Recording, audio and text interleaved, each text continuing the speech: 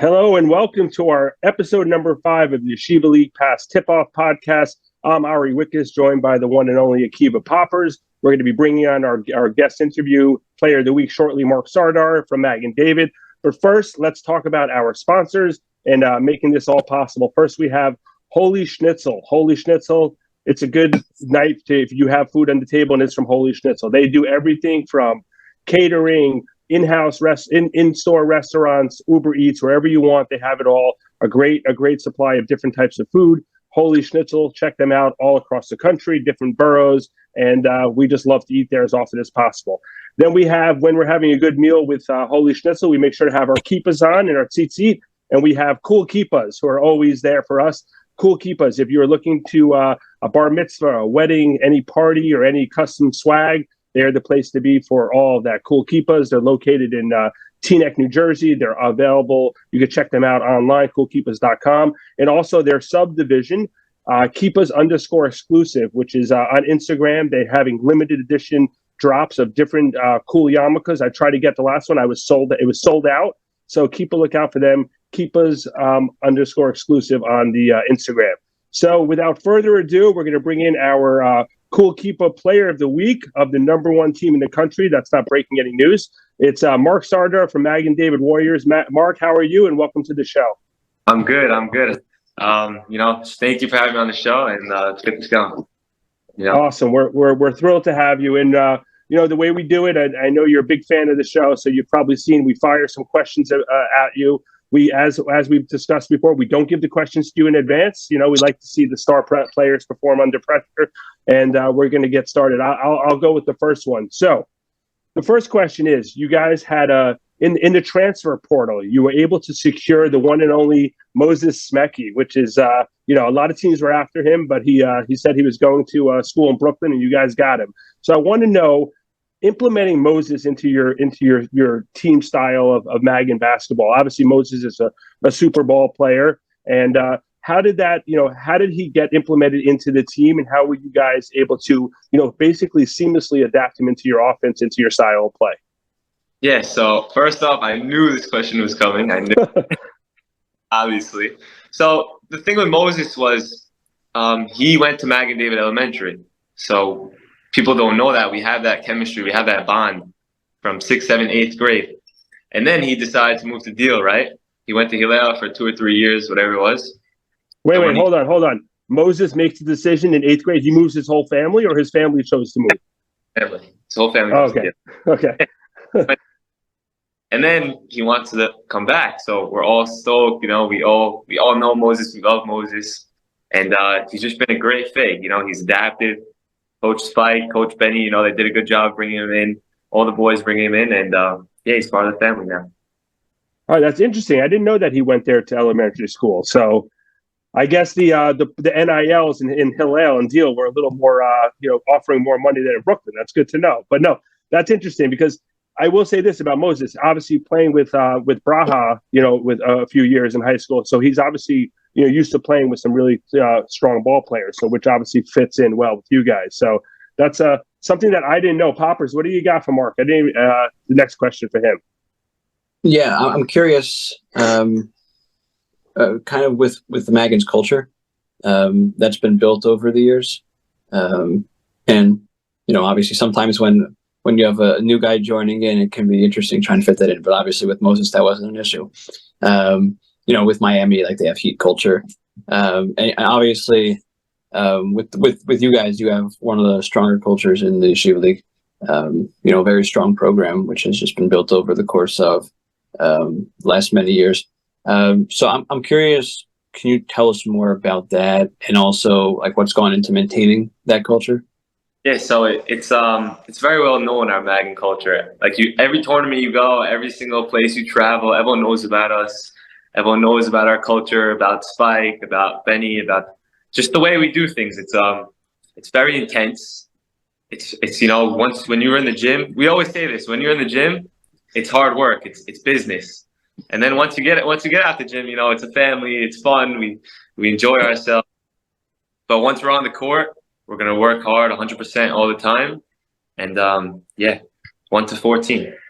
Can you speak to what goes into that in practice? Like what are practices like for you guys?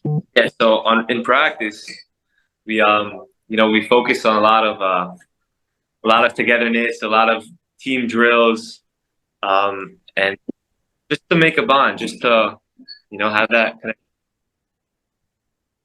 Right. It's funny. I actually, seeing you guys play, you can see on the sidelines, like your coaches are intense. You talked about the intensity in the gym. Your coaches will come in your face and it's very respectful. You guys just listen and you take it, take within what they're preaching. So you don't always see that on the high school level. You don't always see a kid who's 16 to 18 years old be able to take, criticism and instruction, but you guys definitely have that. So that's speaks to what you're saying about the intensity that you guys show every day. Yeah, always. It's a no quit effort. It's a no quit attitude, and it starts in practice. He's gonna rip us in practice. He's gonna kill us. So when the game comes, we're ready for it, and we take it. We use it as motivation. Right. Absolutely. So you just were the champions of the Ramaz Sam Guinness tournament. You guys went 5-0. There it is, the sweatshirt, the nice swag. You guys had a really great run. It was a tough field. There was Hafter, there was Ramaz, North Shore, and yourself. And you guys went 5-0. Pretty handily, won most of the games, a couple close games here and there. But I want to talk, and you were the MVP of that tournament, which was, kudos to you.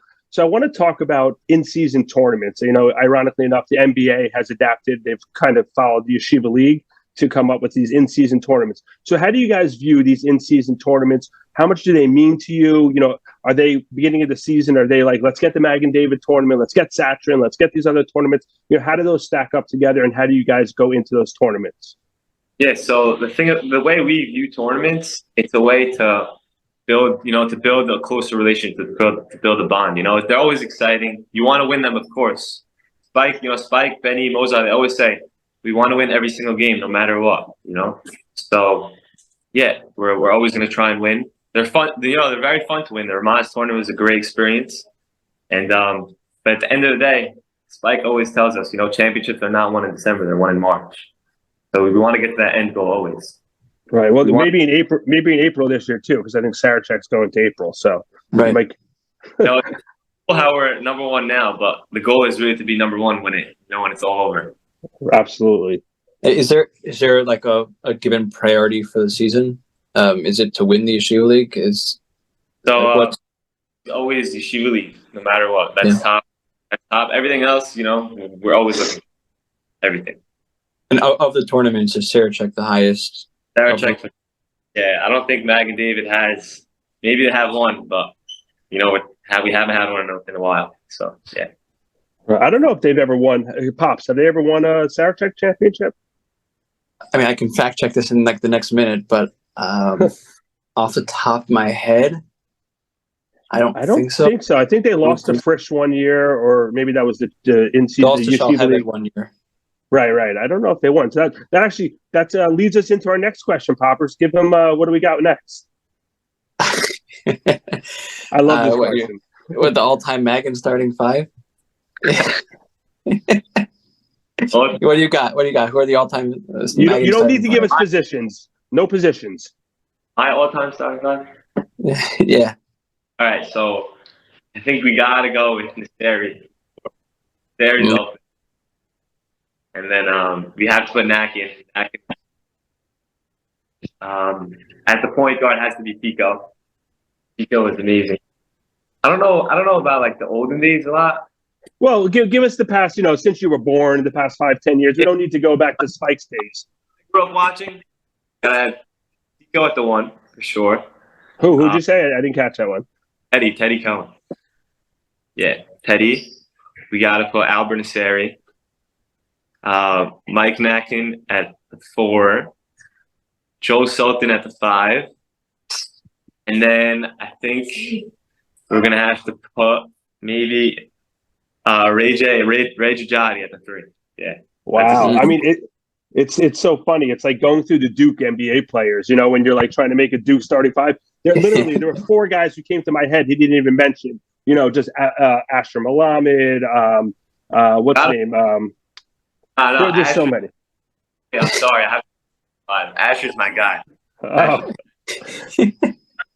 Right. It's like there's so many ball players who come from Magen David, and that's kind of like the interesting thing we said before. It's like you kind of just replace. There's new guys coming up, and you guys all like know the pecking order. You may be a standout on your team, but the year you go to varsity coming from JV, you kind of have to bide your time a little bit and know when it's a chance. Really a process of like treats it like a college program. And next man up always. Everyone has to stay ready always. Ari, I've got your fact check. Oh, what is it? I believe they never You're won. not going to be happy with me. 2002, Magen David beat Ramaz. Wow. Okay. Wait, 2000. if my starting five can't be current players, though, right? No, you can't. No current players. You can't put yourself in the starting five. No. No, not me. I'm joking. No, so I didn't want you to put current guys. I don't want you to upset anyone. I wanted you to upset someone in Brooklyn and deal. So, you're going to have to go back and they're going to have to say, wait, what about me? I have to give a shout out to Albert Mosseri. That's my bet boy last year. It's my bet. Right. There's a bunch of good ones. So here, the question I have is, in our opinion, and Keepin and I, you're definitely Mark Sardar, are one of the top players in the league. You have strong, great offensive game. Also, kind of, people don't realize your defensive game is really strong. Also, you're a great two-way player. And I want to know, how do you know on this team, because you have a lot of talent and you guys really play a team-style basketball, when do you feel like it's a time that Mark's got to take over and you got to go to the basket or you have to make something happen? How does that come about? And, the confidence to take care of that? I like to play like at a high speed, high intensity. So sometimes when the game's just stagnate, it's like no one's been scoring for a couple of minutes.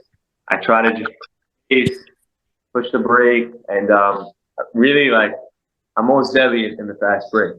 So sometimes we won't score for a couple of minutes, and then I'll just, coast to coast 3 or 4 times. This shit, and gives us high intensity, a lot of momentum, and that's what I believe changes the game. That's how I can impact the game.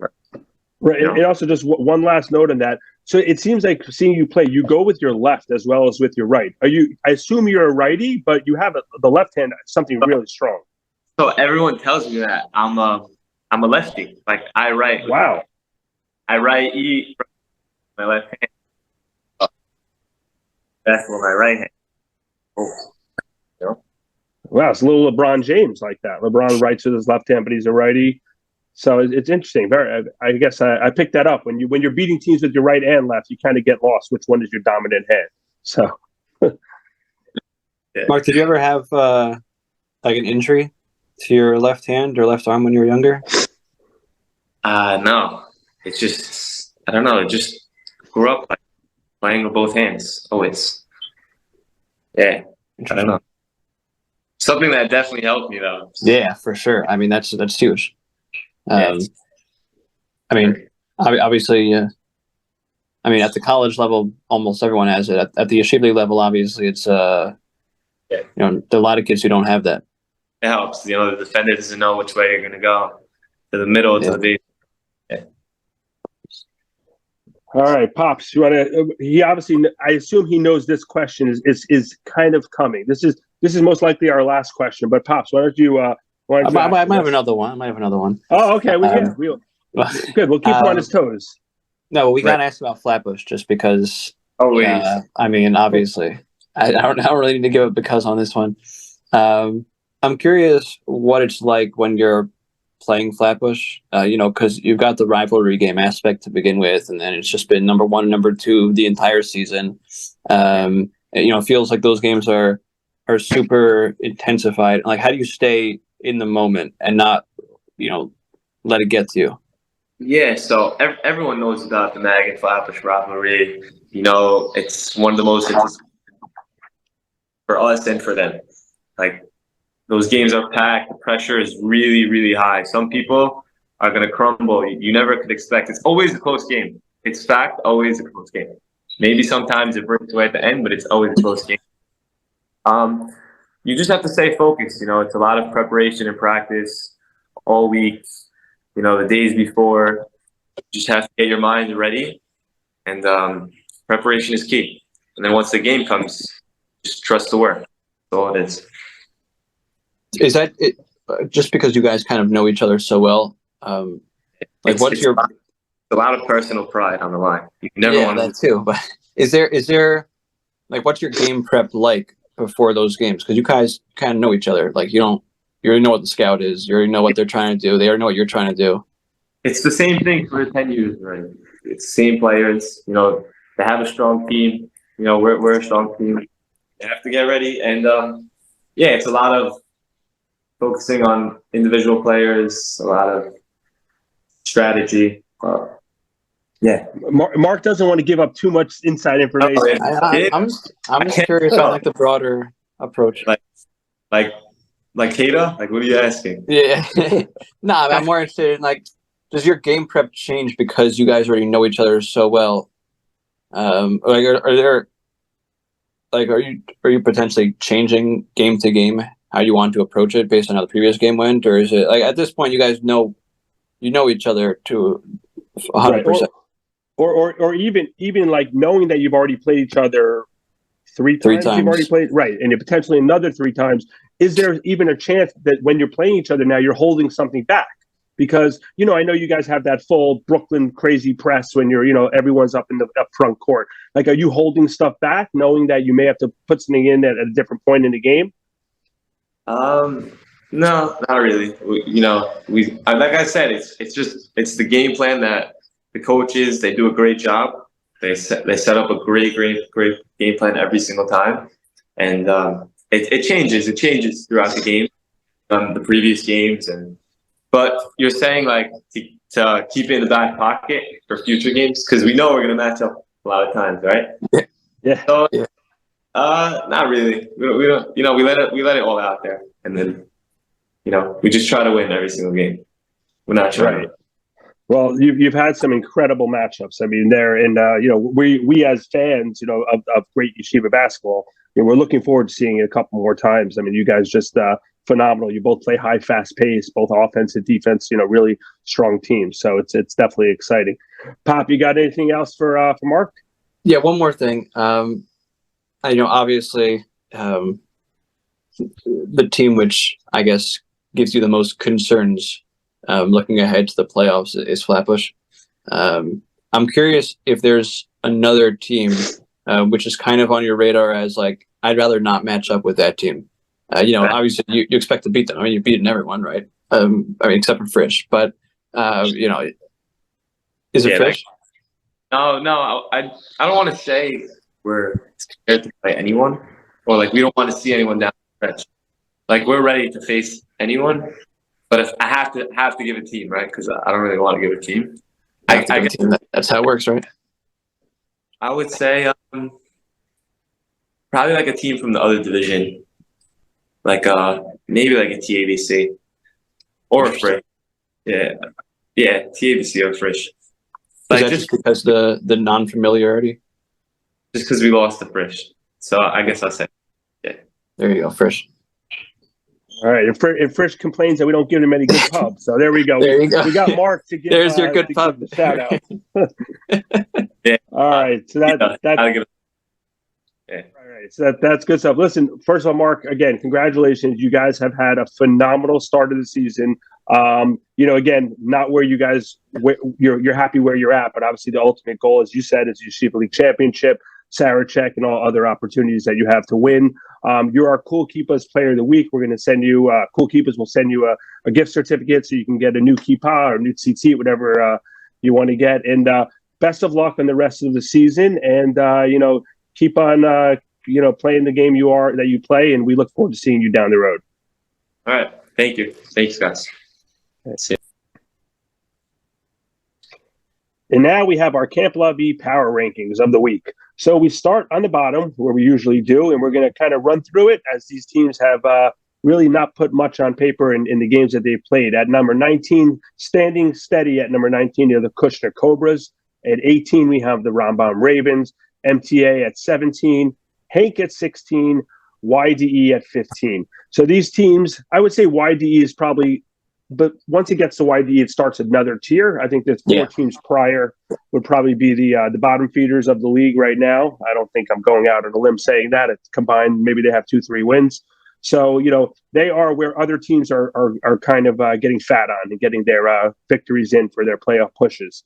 And then we have the YD. At 14, we have the Hillel Heat, who we've talked about before. Braha, phenomenal player. A game that you can't sleep on, especially if you're sleeping on the bus going out to Hillel for the 3-hour West Coast trip. You got to be ready. They have a great crowd, good up-tempo offense, but they haven't really been able to put much on the resume just yet. And then where it gets interesting, where we feel the playoff push really starts, is Waterbury. Waterbury is, Akiva, we've talked about this. They play you hard. They just have not been able to get across the finish line. I mean, tell us about the game they had, with North Shore the other night, and where their season is right now.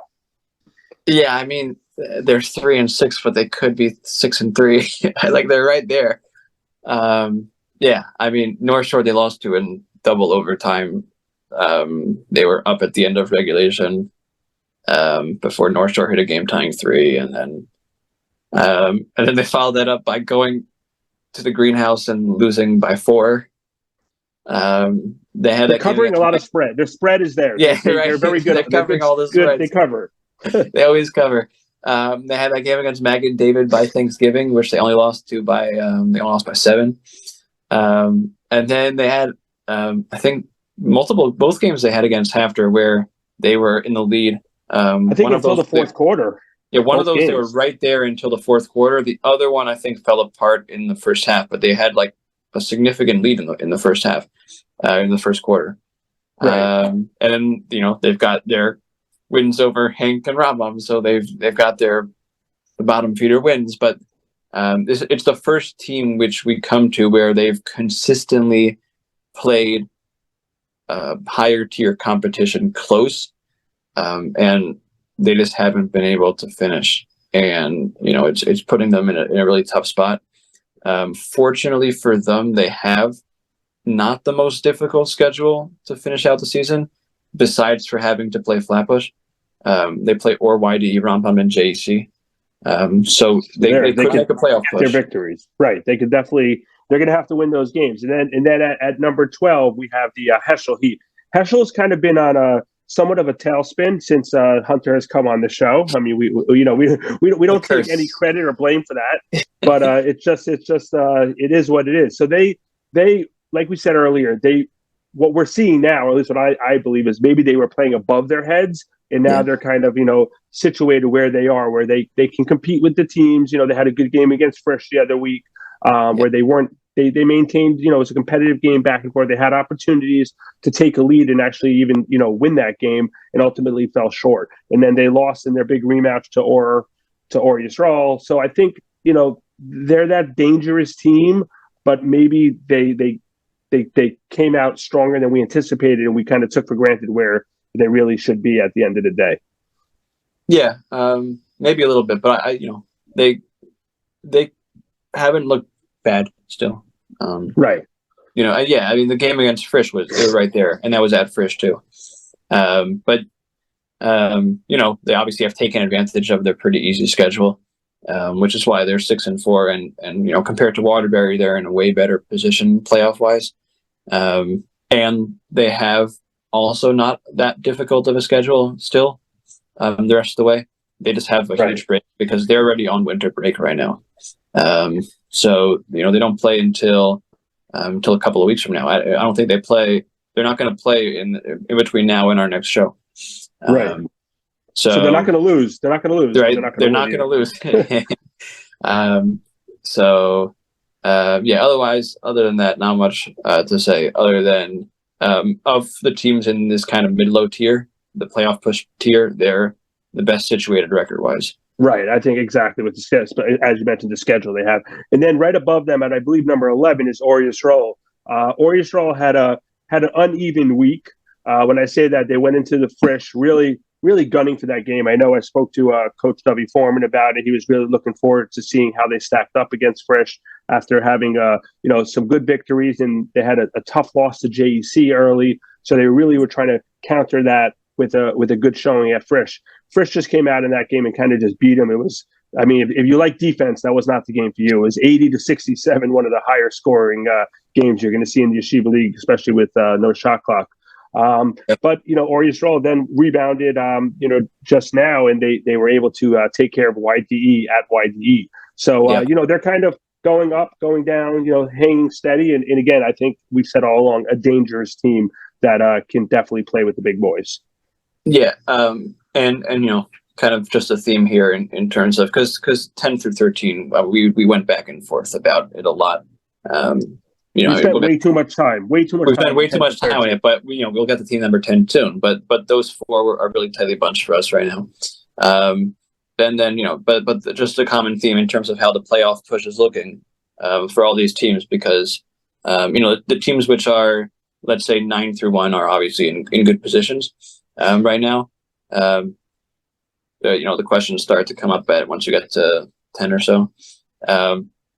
They've already played 11 games, and the win over YD was huge because it got them to 6-5, and they still have Waterbury and Hillel left on their schedule. So it's and they've got Ramaz, who they beat already. So not to say we expect that to happen again. Right, but they may even have the most wins in their program history already. I mean, I only think they've been in the league for 3, 4, 5 years, whatever it is. But they're definitely putting a good season together, and they have the talent. They have a lot of good senior leadership.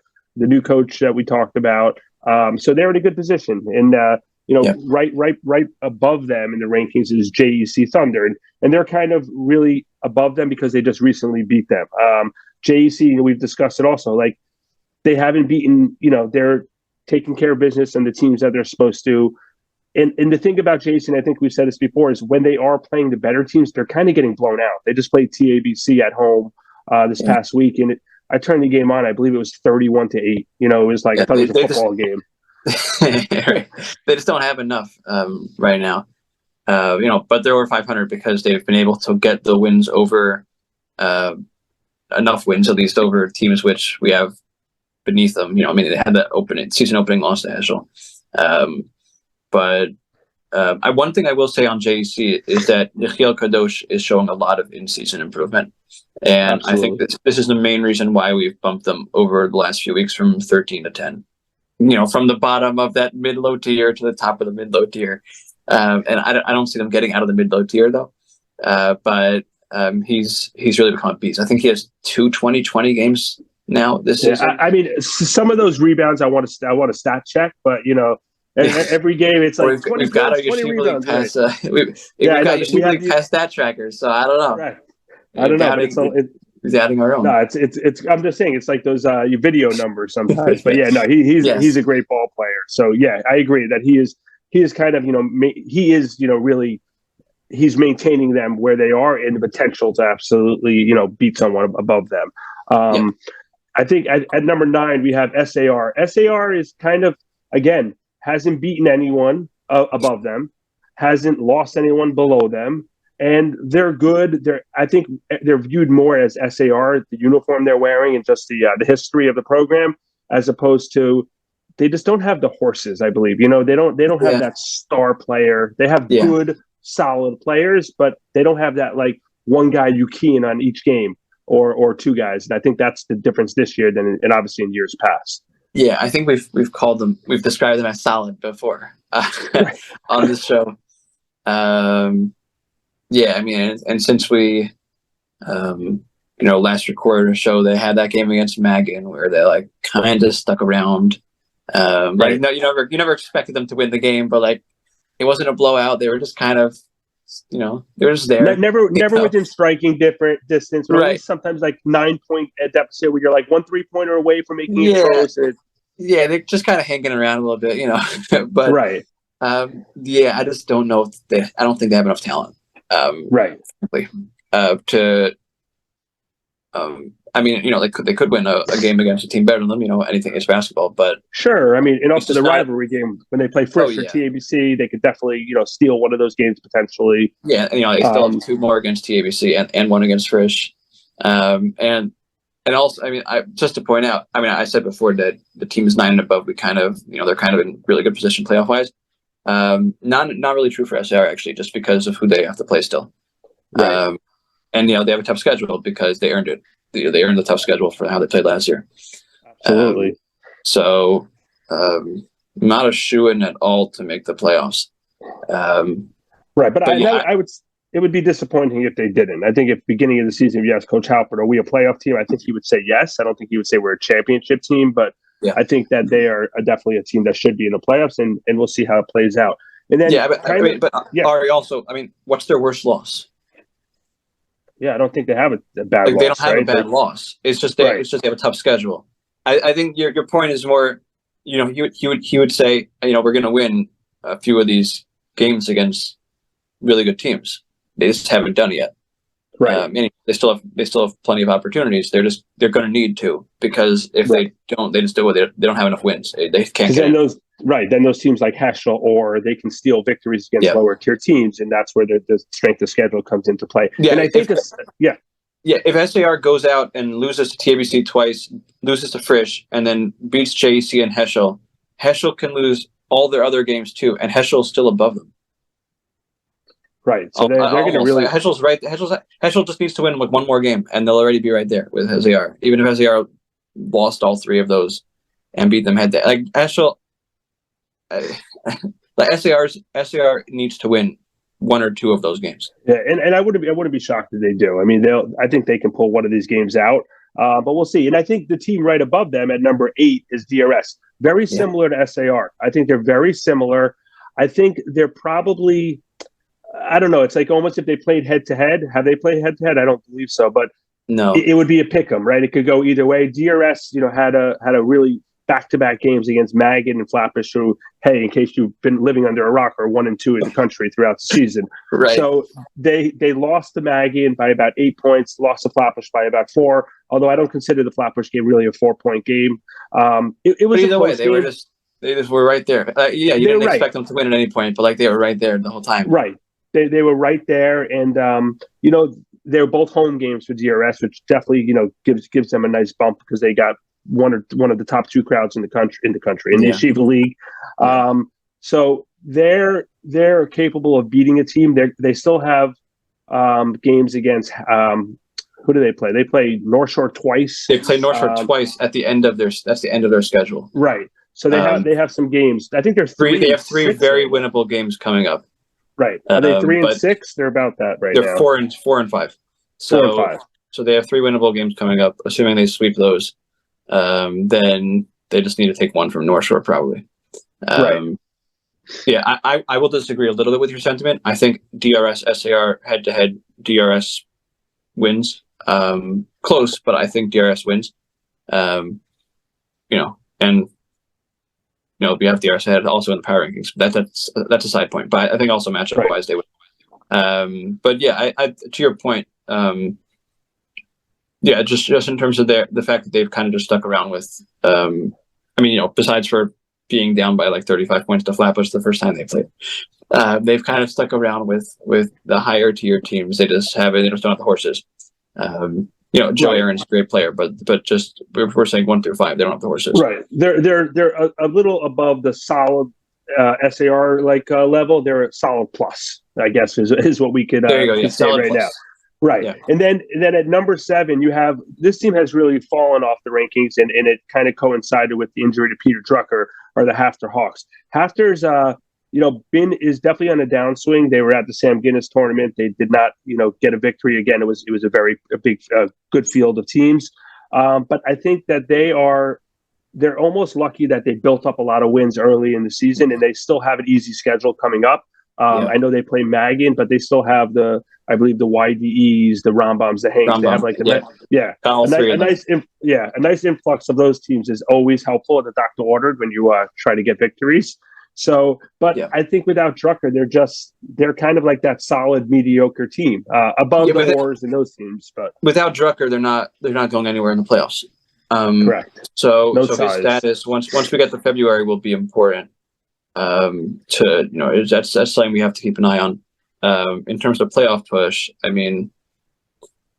don't think they need him to get there. I agree. I think also they might be shorthanded a little bit also for some of these games besides for Drucker.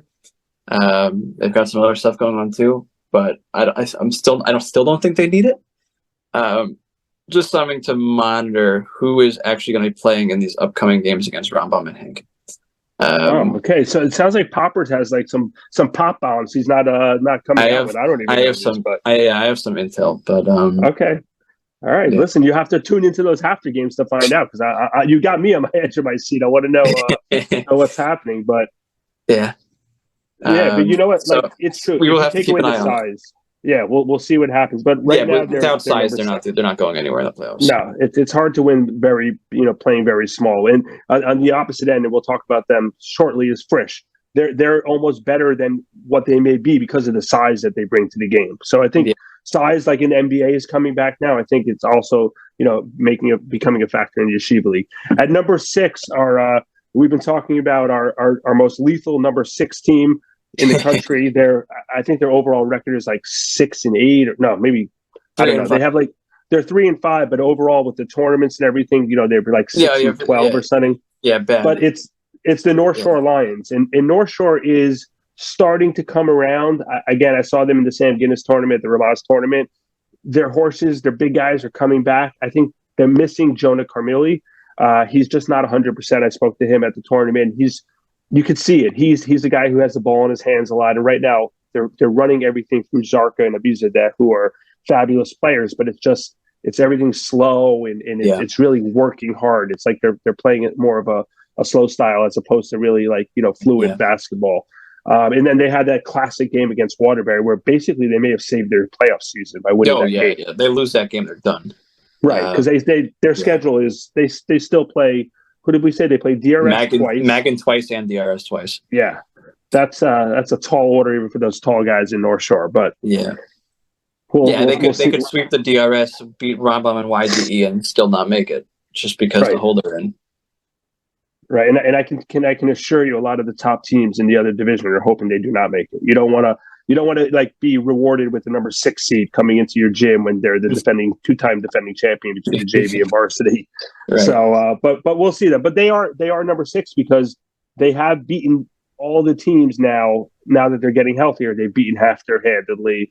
They've beaten these other teams, Waterbury, and they're really coming around. So then we get into our top 5. So this is a dropper. We kind of had a little flip-flop here. We have the Frisch Cougars at number 5. The other night, they obviously they battled against TABC Storm, who we'll talk about in a minute. But Frisch is, kind of like what we said. They played at the level of competition. They're not blowing anyone out, minus Magen David, which is still the shock of the year. As far as, not that they won, just how easily they won that game. But I think Frisch is, the more you see them, the more you're questioning if they're in that top tier of teams. But their record is what it is. I believe they're 9-2. The 2 losses just coming to TABC and who else did they lose to? It was Ramaz. And Ramaz, right. Well, I totally forgot that. So, they're taking care of business, and their schedule is okay the rest of the way. They have 3 games left. They have TABC in a rematch in I believe 2 weeks, on a Saturday night game again, and they have Hillel coming up this week, and then they end with SAR. So, at worst case, they're going to be 9. And also, Ari, I would note, we put out, the next podcast is with Mark Sardar or whatever, sending top places, whatever, the usual. And we got 3 DMs asking, how is Frisch TABC not a game of the week? Because we were recording after that game. So right. But even though, it just happens to work out here, we're planning to record our next podcast actually midweek in 1.5 weeks from now. So we hopefully can get that Frisch TABC the rematch as a top game. But we actually discussed that game in advance ourselves. It's unfortunate that we couldn't get it as a game of the week. Right. And although we did have it, we both predicted Frisch TABC would win by 4 points. Winning. We didn't say by 4 points, but we said we both had TABC winning. Right. We didn't pick another point. So, it didn't come as a surprise to us. Maybe Ari, do you want to speak to why do you think you had TABC? Why do you think TABC is going to? So yeah, and we'll mention also that TABC comes up as number 4 in the power rankings. I think TABC is just, they're kind of laying in the weed, and I think their scheduling was done intentionally. They kind of took it a little easier at the beginning of the season. And then if you look the gauntlet they have now, they have Frisch twice, Ramaz twice, SAR. Those are the next 5 games. Maybe there's one game I'm missing against an easier tier opponent. But besides their hiccups earlier against Heschel and DRS, they're really looking good. They're looking strong. You see them playing. They always play with a lot of confidence. They go on the road with the fan base, which always helps them. Coach Oz, we've talked about him, a ton of times because he's a great coach. But they're just playing really well with confidence. Kindlerer, Mandel, Guerin. I always say it wrong. I knew I said if every time I say it, I still know it's not right. But okay, the Kevin tall Durant kid, lookalike. the tall skinny one. The tall kid. So they just they're playing really well, and I think they're peaking at the right time. Where a lot of teams, and they haven't really played in any tournaments. I don't think Magen David, the Saturn tournament, none of these other tournaments. I think they were in Cooper. They were in Cooper, right? That was again, but that was really early in the season. So I think really early. Yeah. So and they're also a generally young team. Yes. And they're clearly getting better over like something we discussed in terms of the rankings is okay, if TBC beats Frisch, like we have to have TBC out of Frisch, right? Like not only did we expect them to win, but like why are we still taking into account the losses to DRS and Heschel when this is just a different team right now? Absolutely. It's a completely different team. Very different team right now. Right. They've matured a lot in season. Yeah, and I think also like I think Coach Oz, who coached the JV team last year, he's not this year. I think he's now not that he's understanding. The rest of the team understands that this team is really junior driven. Mandel and Kindlerer are really probably the two of the top 3 players on the team, and they are really like taking over that team. And I think that's really shown. And when you're playing with the same coach you have since your freshman year, and now it's their 3rd year playing with them, there's a lot of continuity, a lot of confidence in playing Oz's style, and they do it well. And I think we'll see how high they can go because they have a lot of tough games coming up on the horizon. But they have definitely established themselves as a top 4 team in the league. Yeah, and also, you pointed out that they've been, how well they've played on the road. Because they're on a 5-game winning streak right now. The last 4 have all been on the road. Right, and their home court is, when I said DRS is one of the top 2 home courts, TABC was the other. I don't even know which order. I mean, they're both magnificent, fan bases, and they really come out and support the team. So that's where TABC is at. They're the juggernaut right now. They're the one whose arrow is pointing up with the flame on it. They're really. We said we don't. Last week we didn't drop power rankings because we don't need to drop power rankings. What are we doing? Everyone stayed the same. Like maybe Jason went up to 2 or something. But like we were kind of waiting to go. There are some teams that we just had kind of lying in the radar. On the radar. We had both TABC and North Shore where they dropped down at the beginning of the year, but we knew they were just going to come back at some point. And obviously at this point TABC's back. At North Shore we got back 2 weeks ago. Right. It's kind of reshaping up more similarly to how we had it. Those 2 teams are shaping up more similarly to how we had them earlier in the year. Whereas everyone else, we kind of had a good feel for them already 2 weeks ago. For sure. And then at number 3, we have the Ramaz Rams. So Ramaz has been playing very, very good ball. They ran into really had a big test against Flatbush this past week, and they did not pass that test. Flatbush came out, really established that game. Ramaz was coming off that tournament where they played a lot of games over the weekend, and then they bounced back on Monday. They lost on Sunday in the championship to Sam Guinness to Magen David. Playing Magen and Flatbush back-to-back, DRS in Ramaz, not a great thing, not a good recipe. If you're trying to get victories, it's tough playing those 2 teams, even though they're 2 different teams completely, and we'll talk about them in a second. But I think this is kind of goes with what we've said all year, that this is the tier 2 of the contenders, right? You have the Ramaz, TABC, and I guess we'll put Frisch in there also, where they have championship aspirations, but they're by no means are the favorites. And I think that's what happened with Ramaz. They played a Flatbush team who's just really strong. And, but fortunately for Ramaz, they're taking care of, they've beaten the Frisches, the SARs, the Hafters, all those teams that are kind of in that area where if you do get a hiccup like they did to Or Yisrael, they have to beat one of those teams that they're considered, on their level. Right. I guess we'll see if we got the right 3-4 right now with Ramaz TABC, because, Ramaz still has TABC twice. Right. Yeah, we had a little discussion a few weeks ago after Flatbush fell. Do we put do we put Ramaz above Flatbush? Ultimately we decided not to. It's looking like the right decision right now. They're clearly just a little step behind, at this point in the season. But yeah, certainly we've talked about them plenty in the past weeks. They obviously are one of the premier championship contenders outside of 1-2 right now. Right, that's what you want to be. You want to have a chance to play deep into the playoffs, and then one game anything can happen. So our 1 and 2 kind of we've been here before. Flatbush stays at number 2, Magen at number 1, and we're going to talk about them in our game of the week coming up. But Flatbush is just cruising, really. I mean, minus Magen David hiccups there. No one has really even the game against DRS, where again it was a 4-point game, but I personally watched a good portion of that game. Never really thought Flatbush was in any jeopardy of losing that game. I think they're just firing, even with the Sammy Jamal injury. The kids are stepping up. Cooper has been a phenomenal player. I think we've talked about him. Cade is a great player, but I think Cooper has really elevated his game to make this team one of the best in the league. And I think that they have maybe 1 or 2 games left. I think their last game is against Magen, right? I think. Yeah, is that their last game? Right. Waterbury, so they are, obviously they're not going to overlook Waterbury. Well, they're not. Well, they're going to play Magen first, but they are Waterbury. They play Waterbury first. Oh, they play one. So Magen is there. So they actually end their season early January. Wow.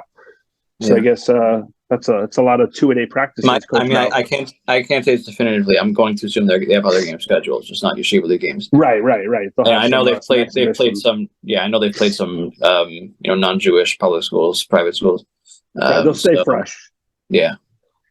Right. So they're at number 2, and at number 1, Magen David. Magen David, I think, kind of like what we said about TABC, just playing, gelling, shooting up. They are clicking in all cylinders. Again, saw them this past weekend at the Ramaz tournament. Moses Smeke went down with an injury in the semifinal game. They didn't miss a beat. Kind of like what Mark said. They just pretended it was 9th, 10th, and 11th grade when Moses was not in the school playing elsewhere. But they are. I mean, honestly, I haven't seen a team like that, where if you're going to beat Magen David, you have to be playing your best ball offensively and defensively, because they guard you. They have 5 kids on the court who can score. I think, their 5th option is probably Phil Scher, who's a great point guard. He can get a bucket when he's needed. Shabbat is a bucket getter. Smeke, we already talked about. Haber kind of gets lost, but they're undefeated when Haber plays. Just a big guy with a nice jump shot. And then obviously Mark Sardar, who's one of the top 3 players in the league. We may even have top 3 players on Magen David in the league. I mean, that's the kind of team they are. But they are clicking, and they will not have any complacency with the coaching staff they have. And it's kind of like what Mark said earlier, that they get at it at practice, and they're going to go to this Acton tournament. Their goal is to win the championship. They want to keep on getting better. I mean, what have you seen? I clearly think that Magen has taken the threshold as clear number 1 team right now. Maybe I have a guess for what's going to happen later on the show then. Yeah. I'm not so certain about taking a clear number 1. I still think Flatbush is right there with them. But certainly, I guess along with Flatbush have distinguished themselves from the rest of the league. So yeah, I mean, I don't think there's, we can probably talk about it more with the game of the week. Right. Well, we'll get into those matchups, but yeah, no, Flatbush, yeah. And by the way, when I say clear, I mean Magen's here, Flatbush is like there. I don't mean like they're that tier 1 plus. Like I really believe that they're 10 points better than every other team right now when they step on the court. Those 2 teams. So I just think that Magen has more shot makers, and again, we'll talk about that in our game of the week. But those are our Camp Lavi power rankings from 19 to 1. 19 stayed the same, and so did 1. In between there, we had a little few changes, jump up, right? Some changes, and a lot of big games coming up this week, and we look forward to continuing, seeing how all these teams perform. And then for our next segment, we're going to go now to our plays of the week. Yeshiva League Pass top plays, beginning in 3, 2, 1.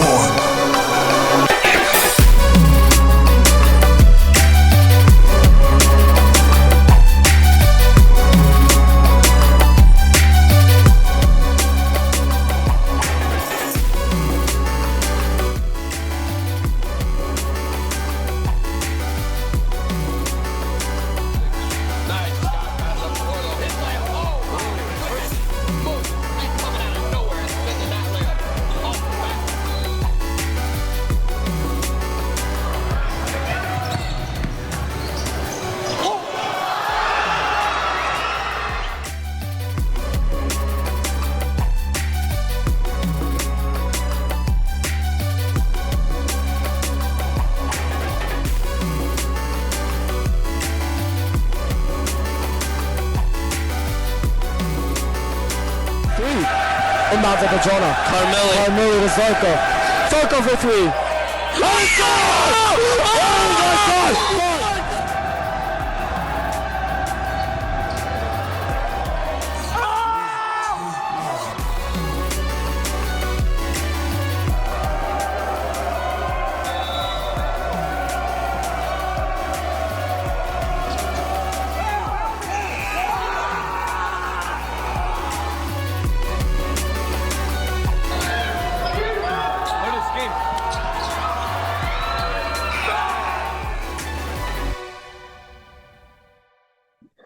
Wow, what a shot. First of all, this is our first Benny Kangaroo Caterless plays of the week. So, and by the way, he did have about 8 dunks that were submitted. Right, he sent two dunks.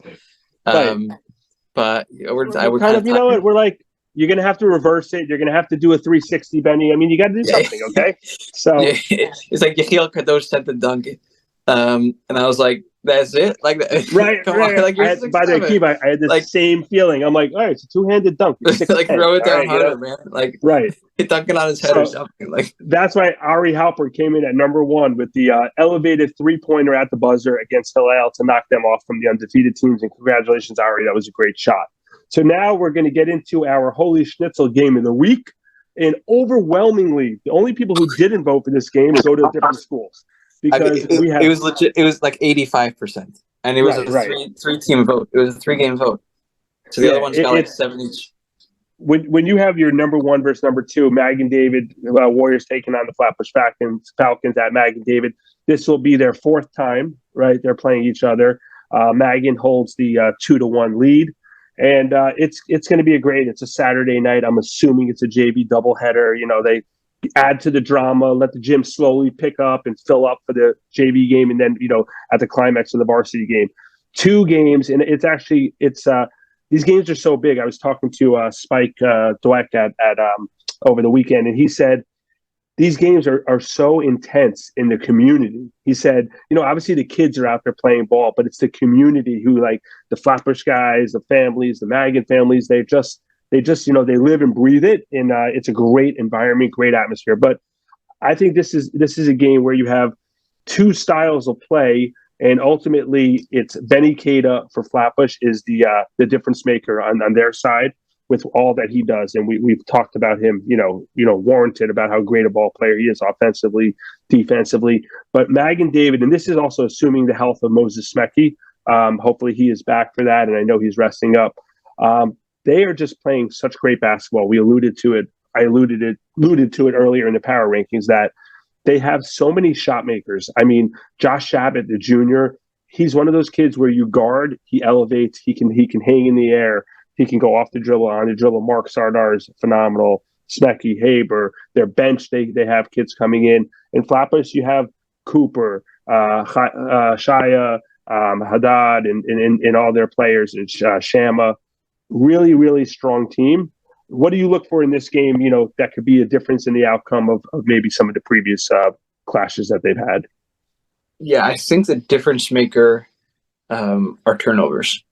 I think that'll decide the team which can limit the live ball turnovers, I think wins this game. I think just from a major standpoint, a momentum swinger, how, you know, what live ball turnovers can become, can really shift momentum very quickly. You know, Flatbush is a team which forced a lot of turnovers. They kind of got the tables flipped on them last time they played against Magen David. And they were the ones who had the issues. Magen David forced a lot of turnovers, which allowed them to slowly build up a lead. And then, you know, obviously the 4th quarter, they just ran away with it. So I think that's going to be the difference maker in this one. Just a team level, not a player level X factor. Right. And also, I think that most likely, assuming Magen takes care of North Shore, this will be for the number 1 seed. If North Shore knocks Magen David off even once, they still will be playing for the number 1 seed, because if Magen beats Flatbush, they'll each have 2 losses, and then based on a tiebreaker, Magen would still win. So Magen could even afford to lose 1 game to North Shore potentially and still beat Flatbush. So this most likely, I think we would go out and say this is going to be for the number 1 seed. The number 1 seed is a big deal. Both top teams get a bye, but you get home court throughout the playoffs. You get 2 home court games, and then ultimately the championship at YU. So I think this is a big game. I think Magen David is going to pull this. Right now we're both sitting at 1-2. Congratulations, Poppers! You were correct last week. I was wrong. Ramaz did lose to Flatbush. I picked Ramaz and you picked Flatbush. So we're both sitting at 1-2. Neither of us are very happy with our ranking.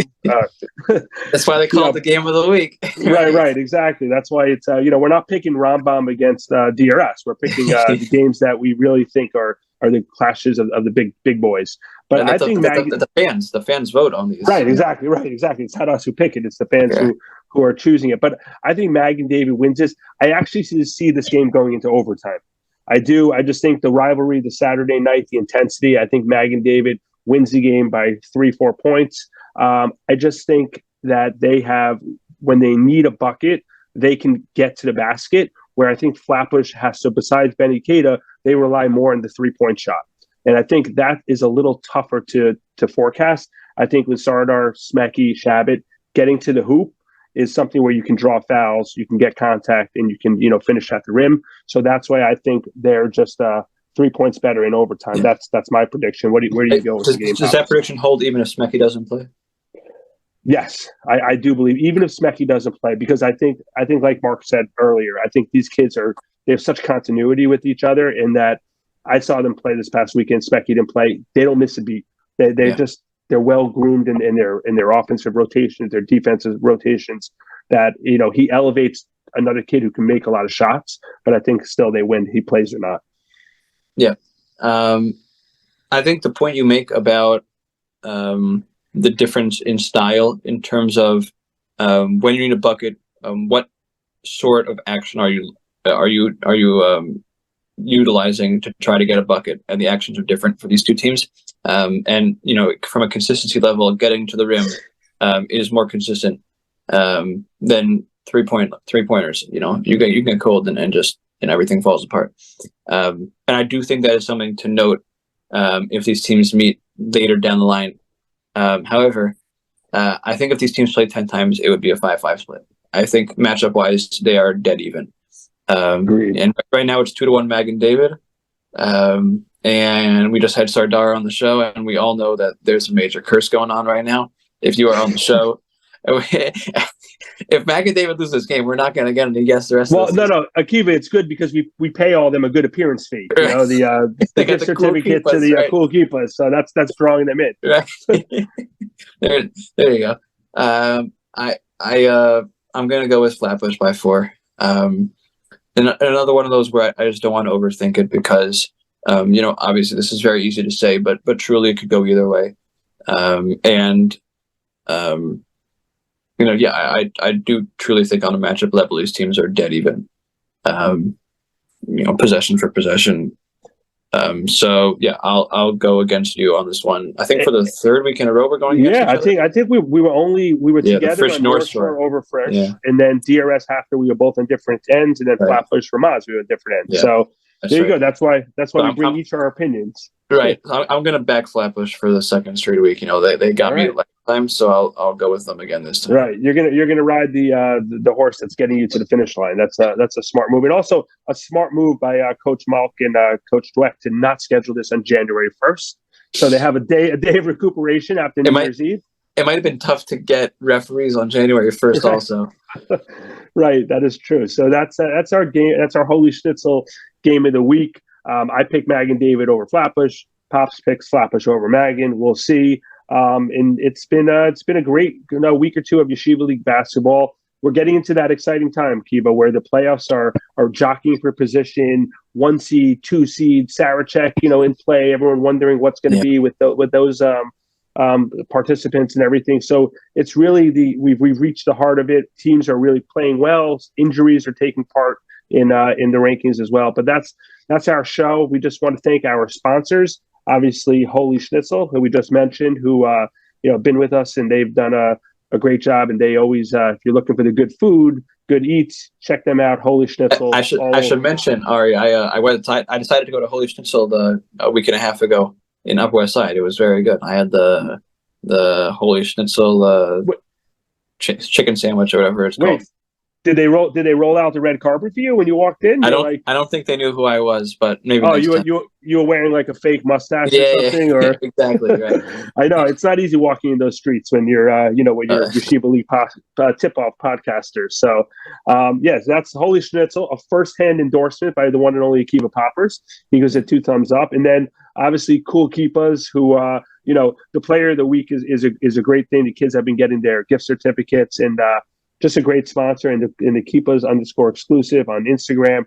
Check them out for their limited edition drops. Everyone likes the collaborations and different things. Check them out. They just had a new release coming out, so keep following them and keep following us. Keep tuning in. Watch us on YouTube. Email us at poppers@yeshivaleaguepass.com. I'm getting better at getting the email correct. And plays of the week, they were awesome. We must have had 30 plays of the week. This was probably, I think, our toughest submissions that we had to go through to pick our plays of the week. Week 1 was pretty tough, but besides right. But there was a lot of good stuff, a lot of interesting stuff. We didn't even know why it was sent, but that's another story. But we love seeing it. Hit us up, hit up Poppers on the DMs, and put it all in the court. Best of luck to everyone. A happy and healthy New Year, and we'll be back with our next podcast coming up soon. Have a great night.